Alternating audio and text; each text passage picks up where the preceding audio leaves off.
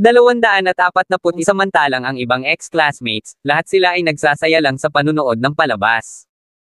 Alam nila na ulila si John na walang anumang bagay sa kanyang pangalan. Ang pagiging girlfriend ni John ni Cynthia ay nangangahulugan na hindi rin magiging ganoon kay Oman ang pamilya ni Cynthia. Ngayong naging pipi si Cynthia para masaktan si Dominic, sa sandaling dumating ang mga reinforcements ni Dominic, kitang-kita na ang naghihintay kina John at Cynthia.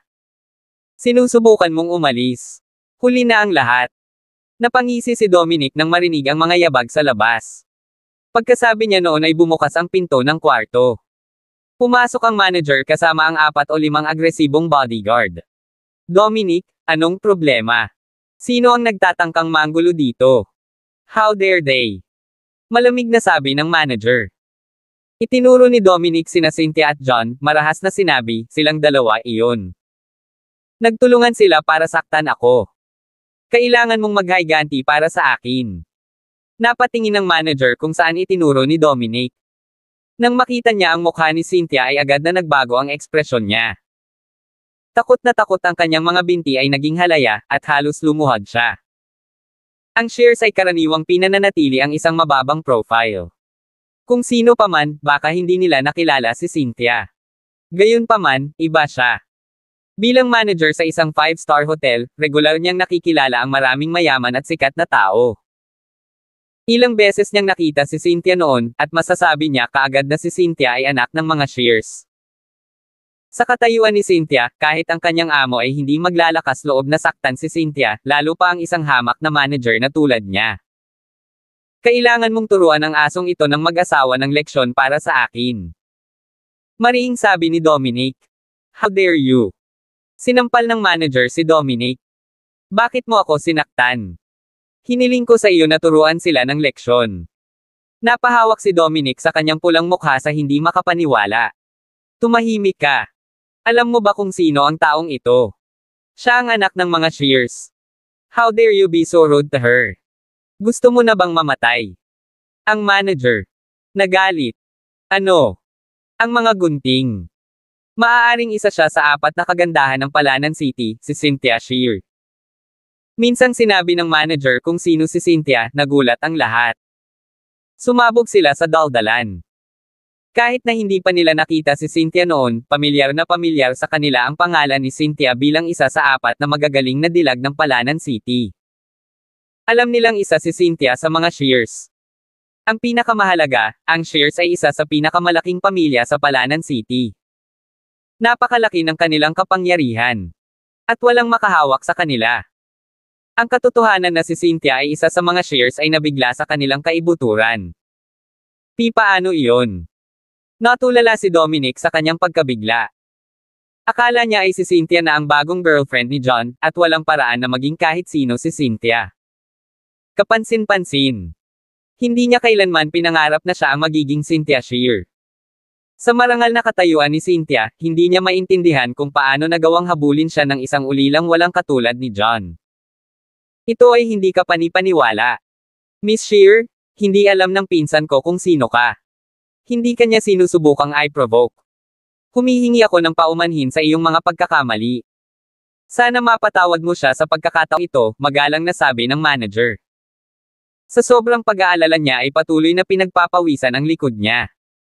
Sa tingin mo ba patatawarin ko siya ng ganon-ganon lang?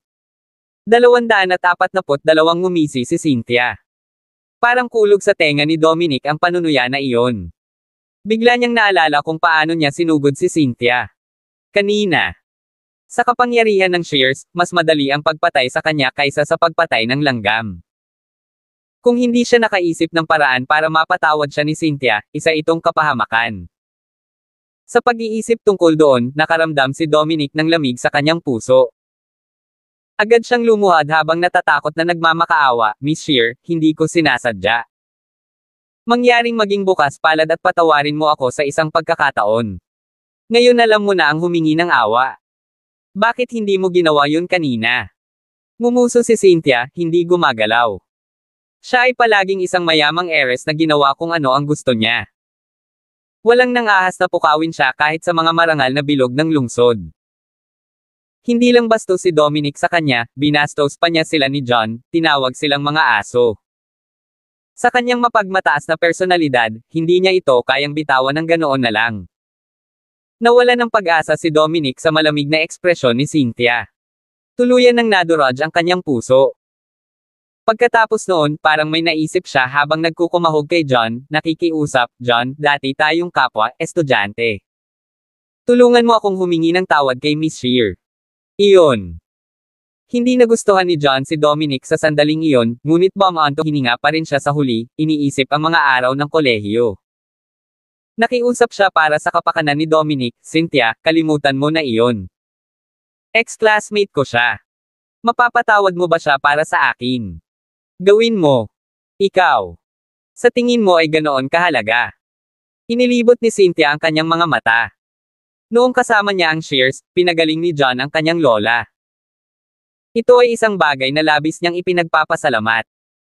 Gayunpaman, dahil ninakaw ni John ang kanyang Blue Star of the Sea, nagkaroon pa rin siya ng ilang mga opinyon tungkol kay John. Iyon. Hindi inaasahan ni John na napakaliit ng kanyang halaga at medyo nakaramdam siya ng awkward.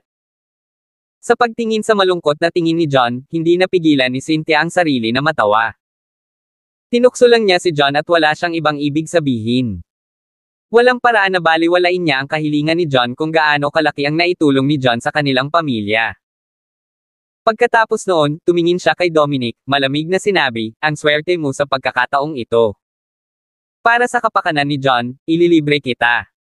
Kung hindi, mabubulok na ang maruming bibig mo. Salamat sa awa mo, Miss Shear. Si Dominic ay tila napakitaan ng matinding awa habang pinupunasan ang pawis sa kanyang noo, sa wakas ay naglakas loob na tumayo. Medyo nakaramdam siya ng saya na nagawa niyang umiwas. Sako na.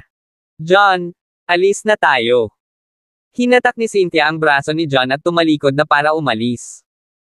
Tumingin si John kay Janice, ngunit hindi ito umimik. Matapos ang paghila ni Cynthia, alam niyang hindi na matutuloy ang pagtitipo na ito.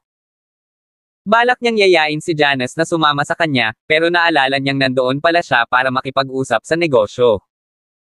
Isa pa, mahirap intindihin ang personalidad ni Cynthia, kaya nagpa siyang hindi iyon. Pagtingin kay John at Cynthia na umalis, sa wakas ay natigilan ang lahat sa kanilang pagkagulat. Alam nila ang background ni John. Siya ay isang ulila na walang anumang bagay at kahit isang divorcee. Gayunpaman, ang isang taong kasing haral ni Cynthia ay nakatutok sa isang tulad ni John. Ito ay hindi kapani-paniwala. Siyempre, medyo marami sa kanila ang na-realize na maaaring hindi girlfriend ni John si Cynthia, at nagkamali lang sila ng pagkakaintindi. Gayunpaman, hindi alintana kung sila ay nasa isang relasyon o hindi, ito ay isang katotohanan pa rin na si John ay malapit kay Cynthia. 243 sa kapangyarihan ng Shears, walang limitasyon ang kinabukasan ni John hanggat nakakapit siya sa kanila. Sa pinakakaunti, mas mahusay siya kaysa sa mga regular na tao tulad nila. Bigla silang nakaramdam ng panghihinayang. Kung alam nilang may kaya si John, dapat sinubukan nilang magpabor kay John. Kung papalakihin ito ni John sa hinaharap, maaaring may nakuha sila. Gayunpaman, huli na sila. Sa isa pang silid, kumain sina John at Cynthia habang pinag-uusapan ang kanilang pagtutulungan. Naging maayos ang lahat. Matapos pag-usapan ang ilang mga detalye, pinirmahan nila ang kontrata. Matapos maayos ang lahat ay umalis na silang dalawa sa hotel. Sa labas ng hotel, minamaneho ni Cynthia ang kanyang paboritong kotse habang patungo siya sa tirahan ng Shears. Hindi niya napansin ang dalawang itim na SUV na dahan-daang sumusunod sa kanya. Nang nasa mas liblib na kalsada sila, ang SUV na nasa likuran niya ay tila biglang nawala ng kontrol ng tangkaing i-overtake siya, na bumangga sa sasakyan ni Cynthia. Laking gulat ni Cynthia. Pinara niya ang preno at naiwasan niyang matamaan. Gayunpaman, nauwi pa rin siya sa pagliko sa halaman ngunit sa kalsada. Gayunpaman, salamat sa kanyang mabilis na reflexes, nagawa niyang maiwasan ang anumang pinsala. Kasuklam-suklam. Medyo kumalma si Cynthia bago siya lumabas ng sasakyan na galit na galit. Sa sandaling iyon, dalawang binata ang lumabas sa itim na SUV. Marunong ka din ba mag-drive? May mata ka ba? Sigaw ni Cynthia sa kanila. Pretty girl, pasensya na. Hindi namin sinasadya. Nasaktan mo ba ang iyong sarili kahit saan? Bakit hindi ka namin ipadala sa ospital para suriin? Ang isa sa mga lalaki, na matangkad, ay nakangiting humihingi ng paumanhin habang naglalakad patungo kay Cynthia. I'm fine. Bahagyang nabawasan ang galit ni Cynthia nang makitang humihingi sila ng tawad. Pagkatapos noon, may gusto siyang sabihin nang biglang nagbago ang matangkad na lalaki nang kumapit ito sa kanya, inabot siya. Balikat. Nagulat si Cynthia. Sa kabutihang palad, siya ay lubos na sanay sa kanyang mga kasanayan. Pagkatapos ng galit na pag-atres, tumalikod siya para sipain ang kamay ng kausap.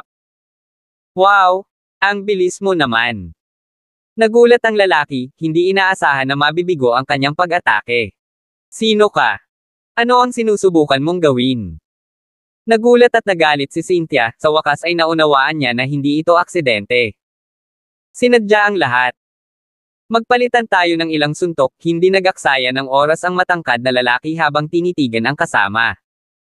Pagkatapos nun, sinunggaban nilang dalawa si Cynthia. Peak acquired state. So pareho kayong martial artist.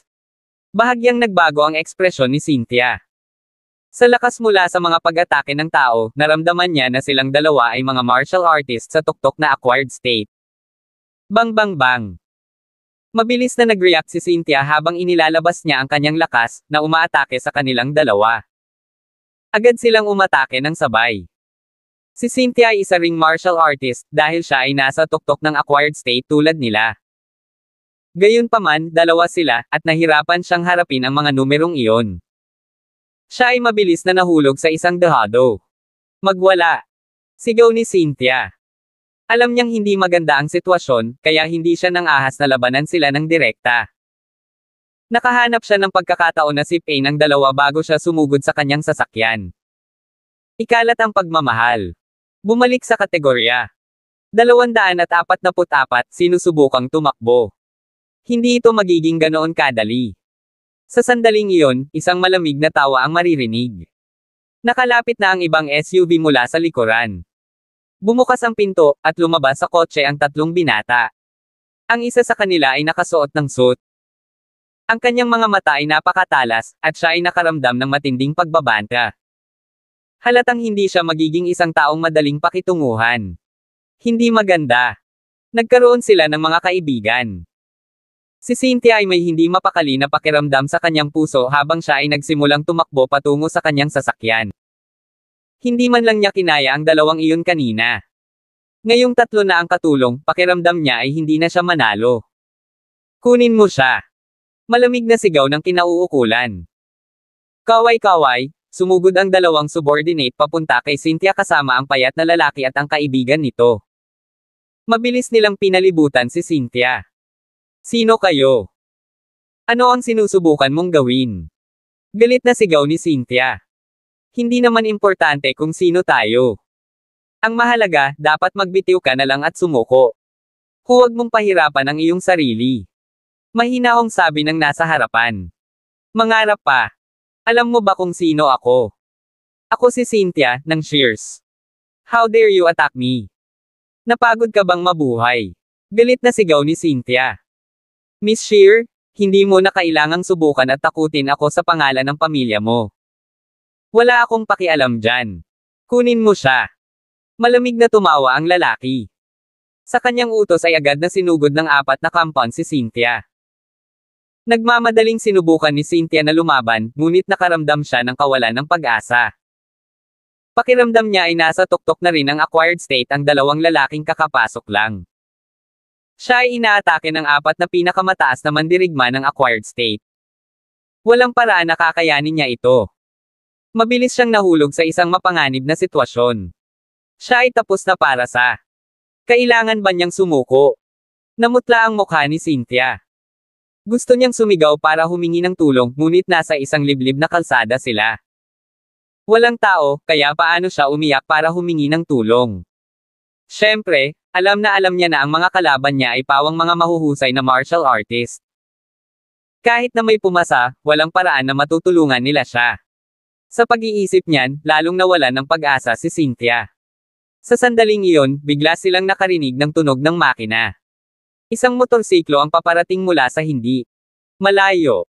Ang maliwanag na ilaw ng motorsiklo ay napakasigla sa gabi. Lumiwanag ito kay Cynthia at sa apat na manlalaban. Pinilit nilang buksan ang kanilang mga mata sa liwanag at napilitang itigil ang kanilang pag-aaway. Sa pagkakataong iyon, mabilis na sumakay si John at hinawakan ang braso ni Cynthia. Cynthia, sumakay ka na. Hinaila siya ni John. Nang marinig ni Cynthia ang boses ni John, natuwa siya. Hindi siya nagdalawang isip na gamitin ang hatek ni John para tumalon sa likod ng kanyang bisikleta. Gusto mong tumakbo? Hindi yun madali.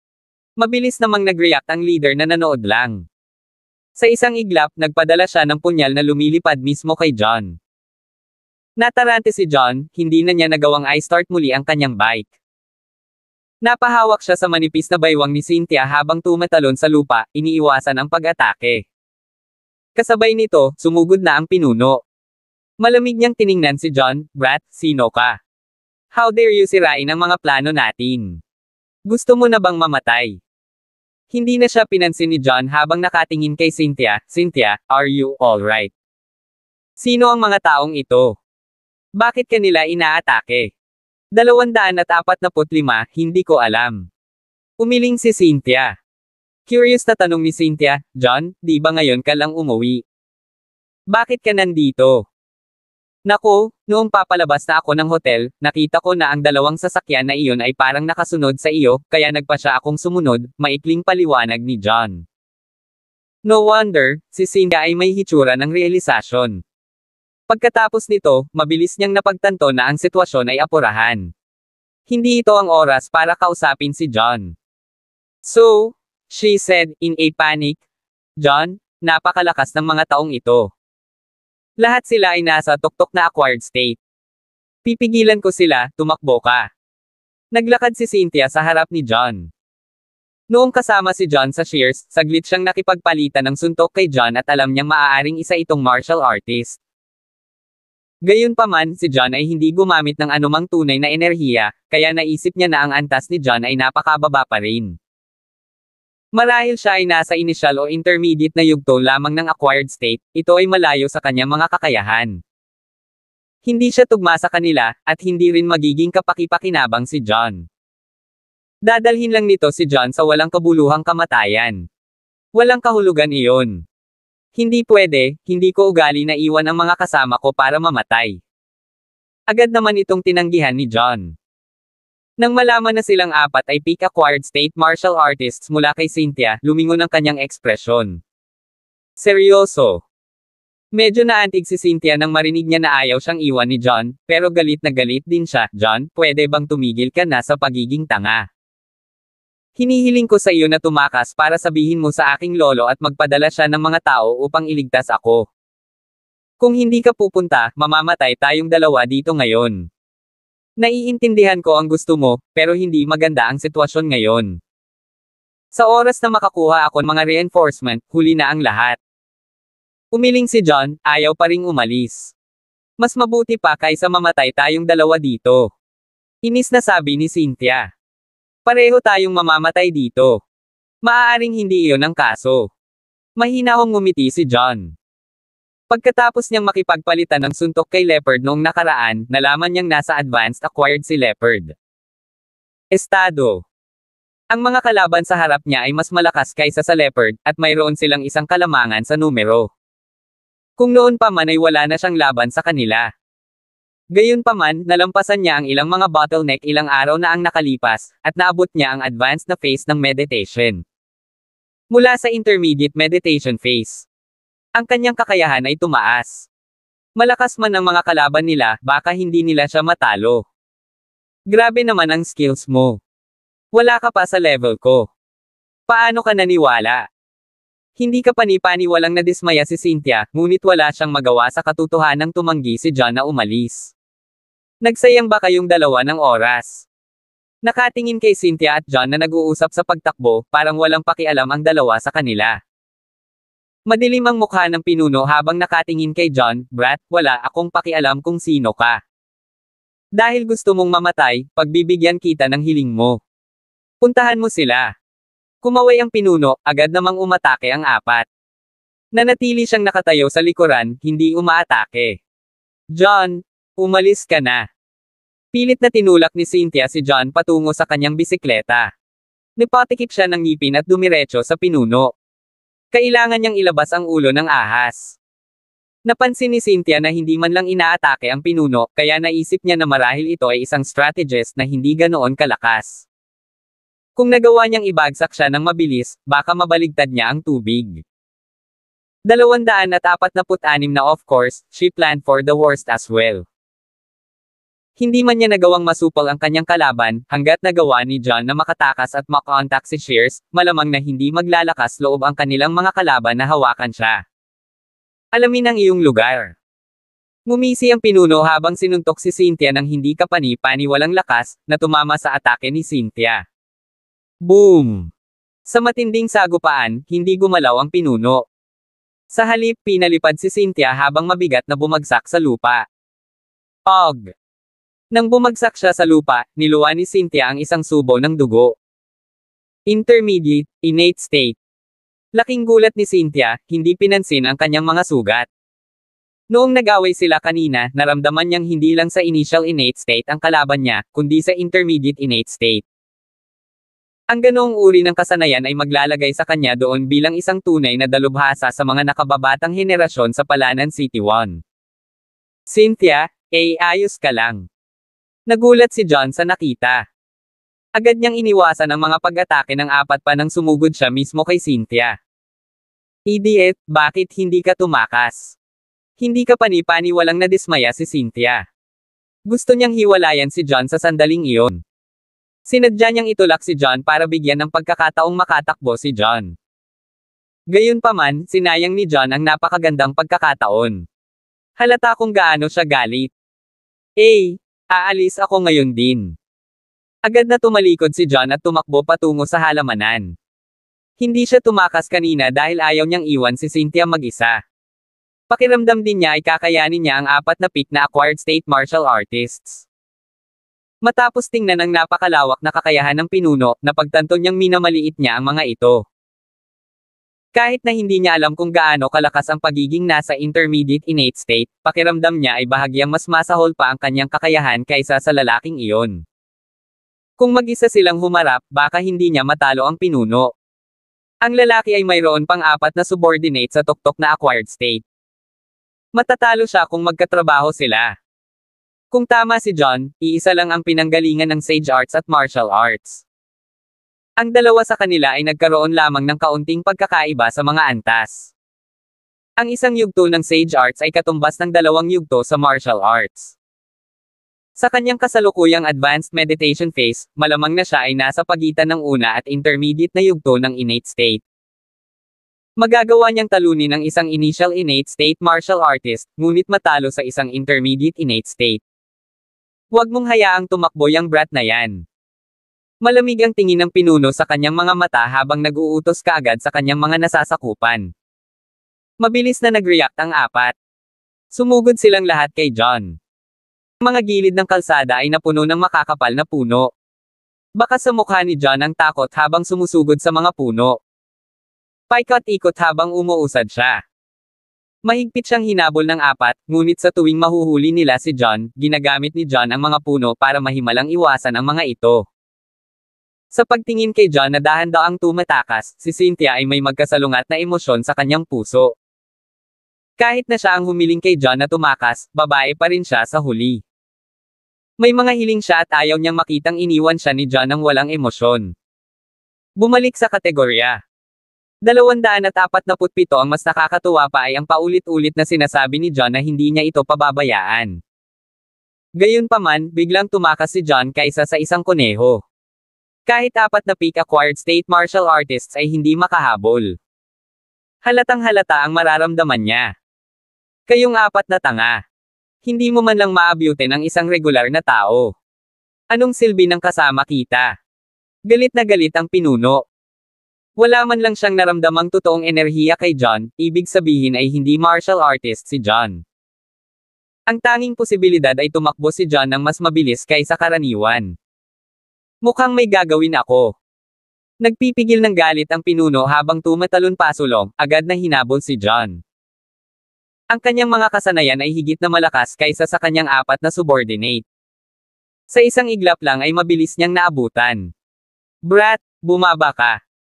Ngumisi ang pinuno habang humahampas sa hindi makapaniwalang pananakot na mabilis na umatake kay John. Ah! Naramdaman ang pag-atake ng lalaki, nabigla si John nang bumagsak ito sa lupa, buti na lang nakaiwas sa atake ng kanyang kalaban. Nagbago ang atake ng pinuno habang patuloy itong tumungo kay John. Malamig ang tingin niya sa mukha niya. Natitiyak na niya na si John ay isang regular na tao lamang, at si John ay bumagsak sa lupa na walang matatakbuhan. Walang paraan na maiiwasan ni John ang kanyang pag-atake. Ngunit, bago pa man siya makaramdam ng kasiyahan sa kanyang sarili, bigla siyang napaharap sa mapanuksong ekspresyon ni John. Hindi mabuti. Ang pinuno ay hindi kapani-pani walang karanasan sa labanan, at agad na naramdaman na may mali. Gayunpaman, huli na siya. Nakita niya si John na biglang nagtaas ng paa, sinipa ang lalaki sa pagitan ng mga hita ng sapat na lakas para makabasag ng bato. Ang lalaki ay mukhang hindi kapani-pani walang nabigla habang siya ay mabilis na umatras, iniiwasan ang mapanganib na pag-atake ni John. Gayunpaman, pinaghandaan na ito ni John. Pinilit ni John ang sarili at nagpadala ng buong lakas na suntok. Kanyang dibdib. Basag. May malinaw na tunog ng pagbitak ng buto habang ang pinuno ay nagluwa ng isang subo ng dugo. Siya ay pinalipad, bumagsak sa isang puno sa likod niya habang siya ay nahulog sa lupa. Og! Pagkatapos niyang bumagsak sa lupa, hinawakan ng pinuno ang kanyang dibdib at nagluwa ng ilang subo pa ng dugo. Pakiramdam niya ay nagkagulo ang mga buto sa kanyang katawan. Halos himatayan siya sa lugar. Napakalakas ni John, mahina lang ng bahagya kaysa sa kanya. Siya ay pabaya at minamaliit ang kanyang kalaban, na nagpapahintulot kay John na magtagumpay sa kanyang palihim na pag-atake, na nagdusa ng mabibigat na pinsala. Brat! Huwag mo nang isipin iyon. Sa sandaling iyon, naabutan na ng apat na taluktok na mga eksperto ng acquired state, at lahat sila ay nagsimulang umatake. John! Natakot lang si John sa pinuno. Matapos niyang masaktan ng husto ang pinuno sa pamamagitan ng isang lansihin, wala na siyang reserbasyon. Direktang hinarap niya ang mga pag-atake ng apat na lalaki. Ang pinakamataas na acquired state ay isang antas lamang ang layo mula sa paunang innate state, ngunit ang agwat sa pagitan ng dalawa ay napakalaki. Kahit na 7 o 8 peak na acquired state martial artist na nagtutulungan ay karaniwang hindi makakatalo sa isang paunang kalaban ng innate state. Higit pa rito, ang mga kasanayan ni John ay nasa itaas na ng paunang innate state, at medyo malayo lang sa intermediate innate state. Paano magiging katapat niya ang apat na peak na acquired state martial artists? Sa isang iglap lang ay tuluyan ng natalo ang apat na martial artist. Hindi na nila kayang lumaban. Hindi maganda. Ang taong ito ay isang paunang eksperto sa innate state. Nahulog kami sa kanyang mga panlilinlang ngayon lang. Ang apat na martial artist ay nagulat at nagalit, sa wakas ay naunawaan ang sitwasyon. Gayunpaman, noon pa man. Huli na. 248 bangbang. Sinasamantala ang pagkagambala sa kanila, naglunsad ng ilang pag-atake si John. Tinalo ang kalaban sa harap sa isang suntok bago sipin ang isa pa. Nasira niya ang mga ito sa isang iglap. Ang dalawang natitira ay napagtanto na sila ay nasa isang masamang lugar, at galit na umatras, makitid na umiiwas sa mga pag-atake ni John. Sa sandaling iyon, nagawa na ng sugatang pinuno na pilitin ang sarili na tumayo. Nang makitang napagdesisyonan na ang sitwasyon, alam niyang hindi na nila may pagpapatuloy ang pakikipaglaban kay John. Sa mga kakayahan ni John na lumampas na sa unang innate state, hindi kayang talunin ng kanyang mga nasasakupan si John. Brat, tatandaan kita. Sisiguraduhin kong babayaran mo ako ng 10 beses sa susunod. Tara na. Tinitigan ng masama ng pinuno si John habang desidido itong nag-utos na umatras. Pagkatapos noon, tumakas ang apat na peak na acquired state martial artists. 2 sa kanila ang tumulong sa pinunong lubhang na sugatan habang ang 2 naman ay nakabantay sa kanilang likuran. Pagkatapos noon ay mabilis silang tumakas sa lugar. Nagplano si John na tugisin sila, ngunit hindi siya kumpiyansa na matatalo niya sila. Kung desperado ang mga kalaban, baka hindi na siya manalo. Isa pa, si Cynthia ay nasugatan ng pinuno. Nag-aalala siya para sa mga pinsala at kaligtasan ni Cynthia. Pagkatapos ng ilang sandali ng pag-aalinlangan, nagpasya siyang huwag ituloy ang mga ito at tumalikod. Sa pagkakataong iyon, baka sa mukha ni Cynthia ang gulat, hindi makapaniwala sa kanyang mga mata. Nasugatan ni John ang pinuno sa isang suntok bago natalo ang 4 na pinakamataas na eksperto sa acquired state. Nakita niya ang lahat. Naisip niya na si John ay hindi sanay at mas mahina kaysa sa kanya. Noong una, wala siyang pag-asa kay John. Gayunpaman, hindi niya akalain na gagamit si John ng isang suntok para harapin ang pinuno. Ang mga kasanayang iyon ay hindi bababa sa higit sa paunang innate state. Gaano kalakas? Kaya hindi lang sanay na doktor si John, kundi sanay din sa martial arts. Minamaliit ko siya. May kumislap sa mga mata ni Cynthia.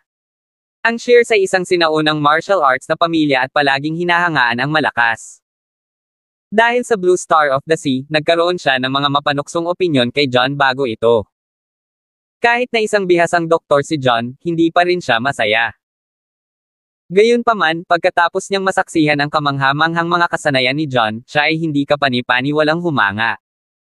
Ang mga negatibong opinyon niya kay John ay biglang nawala. Cynthia, kamusta ang mga sugat mo? Ayos ka lang.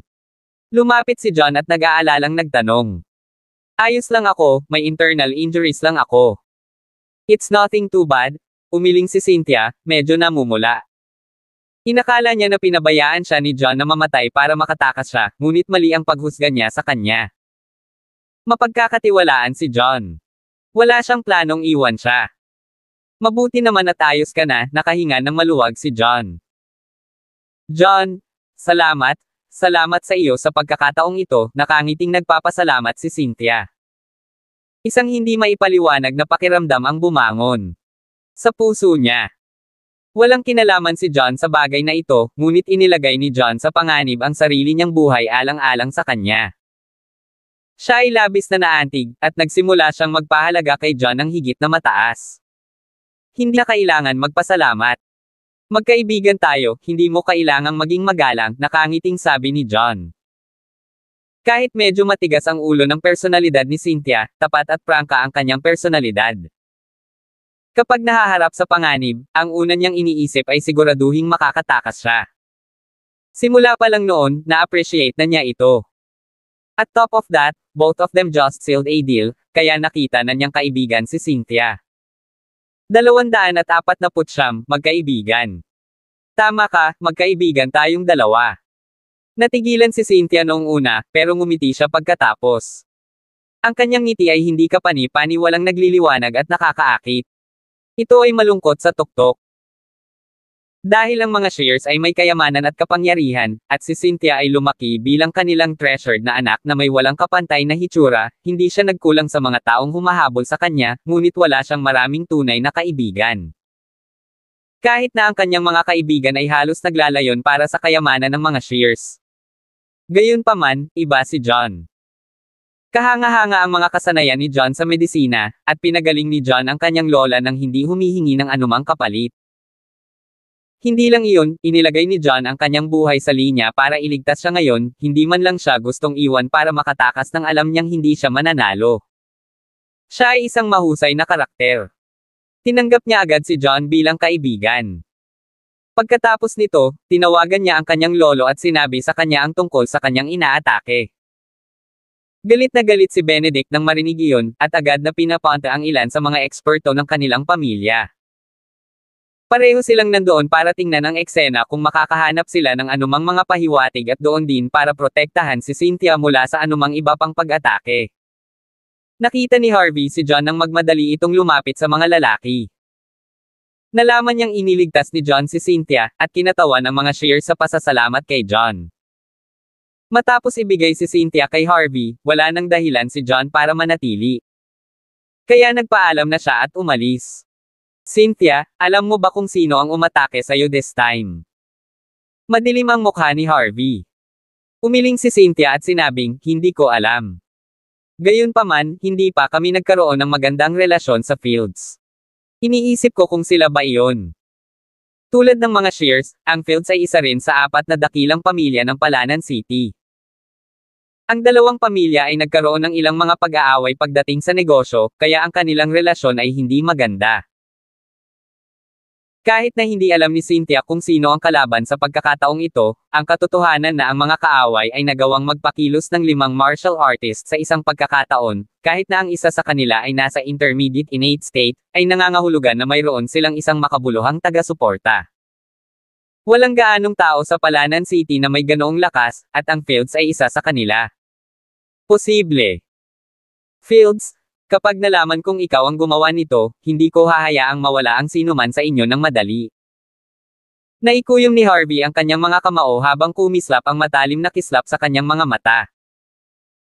Sa isang marangyang mansyon sa isang lungsod, nakaupo sa sofa sa sala ang isang binata na mga 26 o 27 gulang na may 2 babaeng kulang sa damit at magagandang babae sa kanyang mga bisig. Nasa ilalim ng damit ng 2 babaeng iyon ang mga kamay ng binata. Kumain siya ng mga prutas na pinakain mula sa mga babaeng iyon habang ang kanyang mga kamay ay gumagala, ginagawa ang anumang gusto niya sa kanila. Sa sandaling iyon, maririnig ang nagmamadaling yabag ng paa. Ang pinuno at ang kanyang 4 na kasamahan ay pumasok sa loob. Nakasimangot ang binata habang inalis ang mga kamay sa mga babae, sinenyasan silang umalis. Gordon, paano nangyari? Tanong ng lalaki sa mahinang boses. Sa pagtingin sa kalagayan nila, nakaramdam siya ng hindi mapakali sa kanyang puso. Agad na lumuhad si Gordon at ang kanyang mga tauhan, na nagsasabing, "Sir, nabigo ako sa aking gawain, hindi ko nakuha si Cynthia." Gupitin. Basura. Napakarami mong tao, at kahit isang babae ay hindi mo makuha. Ano ang silbi ng pagkakaroon mo sa paligid? Galit na galit ang binata. Hinampis niya ang kamay sa mesang nasa harapan niya, at ang marmol. Nahati sa 2 ang mesa. Sir, kasalanan ko po. Gayunpaman, dapat ay nagtagumpay na tayo. Kaya lang may pumasok na brat mula sa kung saan at sinira ang mga plano natin.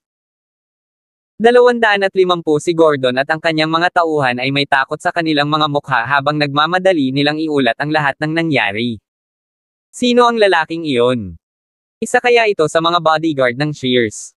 Malamig na sabi ng lalaki. Siya ay nagkaroon ng isang napakabisyo. Aura sa paligid niya. Ibang-iba ito sa kinikilos niya kanina. Iyon, hindi ko alam. Nag-aalalang sabi ni Gordon. Ano na ba ang level niya? Siya ba ay nasa intermediate innate state, o ang advanced na innate state? Ang isang bata na kasing lakas niya ay hindi dapat kahit sinong hindi kilala. Tanong ng binata. Alam niya na si Gordon ay nasa intermediate innate state, at mayroon pang ang 4 na subordinate si Gordon na nasa advanced acquired state. Kung ang kanilang kalaban ay wala sa intermediate innate state o mas mataas, walang paraan na matalo niya si Gordon at ang kanyang mga tauhan. Hindi siya, nasa unang innate state lang siya, at medyo malayo lang sa intermediate, matapat na sagot ni Gordon. Ano? Ang unang innate state. Galit na galit ang lalaki. Itinaas niya ang kamay at sinuntok si Gordon. Bang! Lumipad pabalik si Gordon, gamulong-gulong sa lupa ng ilang beses bago siya tumalsik ng isang subo ng dugo. Walang kwentang basura ka. Paano ka natalo sa isang paunang innate state martial artist gamit ang iyong mga kasanayan? Anong ginagawa mo? Galit na sabi ng binata. Patawarin mo ako, naging pabaya lang ako, at nahulog ako sa kanyang mga panlilinlang, namumutla ang mukha ni Gordon habang umaakyat sa lupa bago siya dahan-daang lumuhad sa harap ng lalaki, ikinwento ang nangyari. Kung hindi ka gaanong loyal, pinatay na sana kita. Malamig na sabi ng lalaki. Dahil sa bagay na iyon, alam niyang wala ng dahilan para parusahan pa si Gordon at ang kanyang mga tauhan, kaya desidido siyang nagutos, maglaan ng ilang araw para tingnan ang pagkakakilanlan ng batang iyon. Wala akong pakialam kung sino siya. Dahil ginulo niya ang mga plano ko, sisiguraduhin kung mamamatay siya. Malamig na sabi ng binata. Oo, nagmamadaling sinagot ni Gordon at ng kanyang mga tauhan ang utos bago sila tumayo at umalis. Sa kabilang dulo, umuwi si John para kunin ang ilan sa kanyang mga gamit bago siya dumiretso sa mist cloud. Bundok. Natapos na niya ang paghawak sa bagay gamit ang mga panggamot na materyales, kaya kailangan niyang mag-ipon ng maraming hamog sa umaga na may espiritual na enerhiya pagkatapos nito upang matiyak ang maayos na proseso ng paggawa.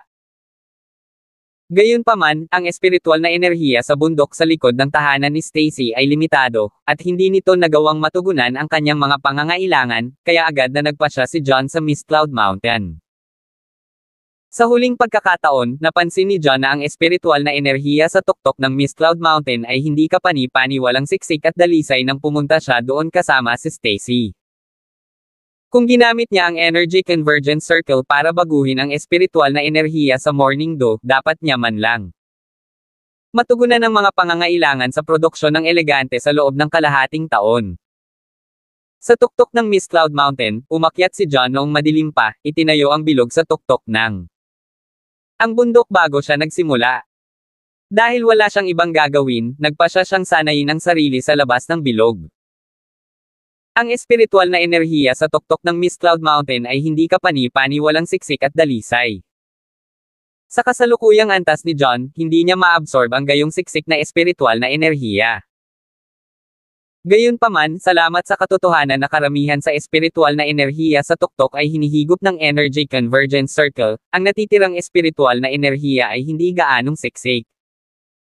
Higit pa rito, nakalusot na siya sa advanced meditation phase ilang araw na ang nakalipas. Hindi siya masyadong naapektuhan ng pagsasanay sa labas ng bilog. Pagkaraan ng isang gabi, si John ay sumipsip ng kaunting purong espiritual na enerhiya, at ang kanyang mga kasanayan ay muling tumaas. Kasabay nito, ginamit niya ang Energy Convergence Circle upang magtipon ng maraming hamog sa umaga na naglalaman ng espiritual enerhiya. Kamangha-manghang bilog ng enerhiya. Sa loob lamang ng isang maikling gabi, ganap nitong hinihigop ang espiritual na enerhiya sa tuktok ng Mist Cloud Mountain. Bumalik sa kategorya.